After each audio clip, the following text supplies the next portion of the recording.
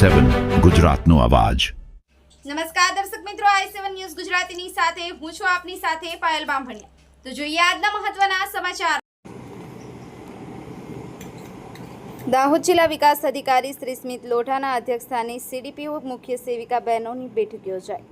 3 થી 5 વર્ષના બાળકોને પોષણ ટ્રેકર એપ્લિકેશનમાં 100% નોંધણી એક અઠવાડિયામાં પૂર્ણ કરવા સૂચના આપવામાં આવી। આ બેઠક દરમિયાન જિલ્લા વિકાસ અધિકારી સ્મિત લોઢાએ દાહોદ જિલ્લાના છેવાડાના લોકો સુધી મહિલા અને બાળ વિકાસની વિવિધ યોજના અને આંગણવાડી કેન્દ્રો પર ગુજરાત સરકારની ચાલતી વિવિધ યોજનાનો લાભ લેવા ઉપર ભાર મૂકવામાં આવ્યો હતો।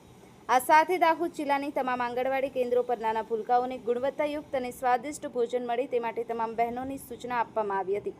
વધુમાં જિલ્લા વિકાસ અધિકારીશ્રીએ સીડીપીઓ અને મુખ્ય સેવિકાઓને આંગણવાડી કેન્દ્રની આકસ્મિક વિઝિટ કરવા સૂચના આપવામાં આવી હતી। એવીટી એપ્લિકેશનના ટાર્ગેટ મુજબની એન્ટ્રી કરવા સહિત આંગણવાડી કેન્દ્રમાં એવીટી હેડ કાઉન્ટરમાં દૈનિક આંગણવાડી કાર્યકર દ્વારા ફોટો અપલોડ કરવામાં આવે તે સુનિશ્ચિત કરવું જિલ્લા વિકાસ અધિકારીશ્રી દ્વારા જણાવવામાં આવ્યું હતું। બેઠક દરમિયાન ઇન્ચાર્જ જિલ્લા programme officer Shri doctor Sudhir Joshi દ્વારા આંગણવાડી સમયસર બાળકો આવે અને તેમને આંગણવાડીમાં પૌષ્ટિક આહાર, રમતગમત સહિત પૂર્વ પ્રાથમિક શિક્ષણ મળે અને બાળકોમાં રહેલું કુપોષણ દૂર થાય તે બાબતે ઇન્ચાર્જ જિલ્લા programme officer Shri doctor Sudhir જોશીએ દાહોદ જિલ્લાની મુખ્ય સેવિકા અને સીડીપીઓ બહેનોને સૂચના આપવામાં આવી હતી। આ બેઠકમાં દાહોદ જિલ્લાના તમામ સંકલિત બાળ વિકાસ યોજના અધિકારીશ્રીઓ સહિત મુખ્ય સેવિકા બહેનો ઉપસ્થિત રહ્યા હતા। Bureau chief Kalubhai Damor, i7 news Gujarati, Dahod.